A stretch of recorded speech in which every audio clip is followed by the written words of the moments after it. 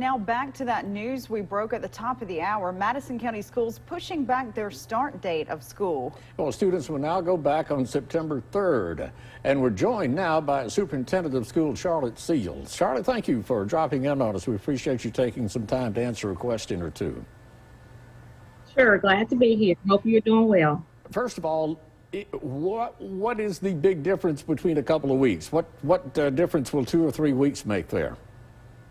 Well, our delay, actually, we're looking at a four-week delay. And I think the big concern is we want to see where our numbers are. You know, the state and our county has been trending up since really around July 4th, I believe, and we were hoping and praying and planning for hopefully those numbers to at least level off, if not decrease, and it's just not happening. So we're going to be watching the numbers very carefully over the next month to 6 weeks. Right now, we're about 6 weeks out from the start of school. If we move into September 3rd, our original start date would have been August the 6th. So like I said, we're looking at a 4-week delay, but we are prayerful that, like I said, we can see a decrease in the number of cases in our county and in our state. What does the new schedule look like when students do go back? Well, we're right now, and again, this is a very fluid situation. I can't stress that enough. But right now, we are taking the plan that we had for the start of school at August 6th and just pushing it forward to start on September 3rd. So it's the same plan, but with the start on September 3rd with our students coming back. Again, that is subject to change. We just don't know what will happen with where this virus will go. And at the end of the day, this is a safety concern for our students and for our staff. Charlotte, kind of what I hear you saying is that you're pushing this back to September 3rd. That's the earliest that it's going to start. But is there a possibility that if things aren't going well, that it could be even pushed back farther than that? You know, in this pandemic, there's always a possibility. And certainly, you know, right now, what I would say is that if the numbers are, you know, there's a chance that we would have to look at starting totally with a distance approach, but we just don't know that. So I don't want to speculate too far out there. We're really in a mode of carefully monitoring those numbers. Are you doing anything right now in between the time now and when you go back to school, like meeting virtually with parents? We will be we're beginning the process of issuing out our devices for our students so that we can make sure that we have those and students are prepared to use those when we start the school. So we've already started that with our high schools. We'll continue with that, and we will then start moving into getting out devices at our middle schools and elementary schools.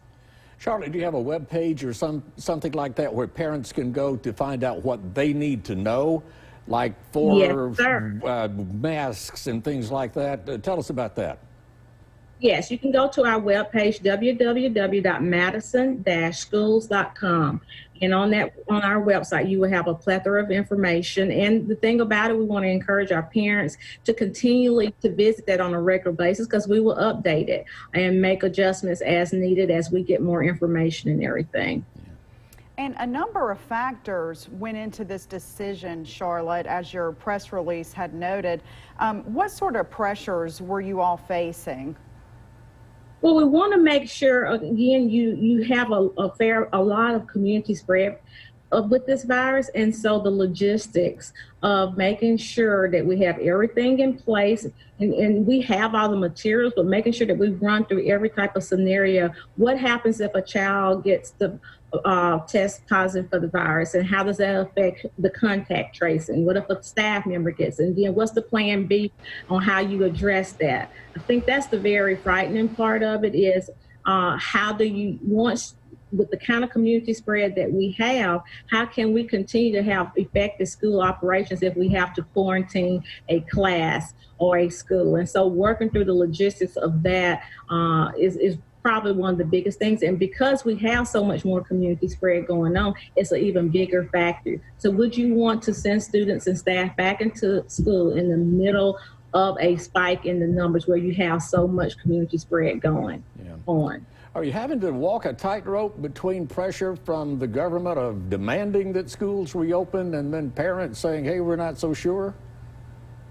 It is walking a tightrope, and so at the end of the day, you have to take all the information that we have and try to make an informed decision and be true to being flexible and making changes. And obviously, we've done this. This was a tough decision. We really were wanting to, planning to bring kids back on August the 6th. And so this is a tough decision, but we're dealing with a safety factor. And I've always got the err on the side of safety for our students and our staff. And we're committed to that. And so I think we're going to see that this year. We've already seen that, but obviously this is going to be a roller coaster ride for us all. And so we want to make sure that when we do open the doors, be it virtually or physically, that we have tried to map out every possible scenario for our students and our staff. Great. Okay. Well, I'll tell you what, I don't envy having your job a bit. Gosh, I know, some tough decisions, Yeah. Charlotte. Thank you so much for sharing all this information with us. Yes, ma'am. Well, thank you for reaching out to me. I appreciate it. Good. Please be safe. We'll probably reach back before it's over with. Yeah, you stay safe out there too, and take care of all those kids for us.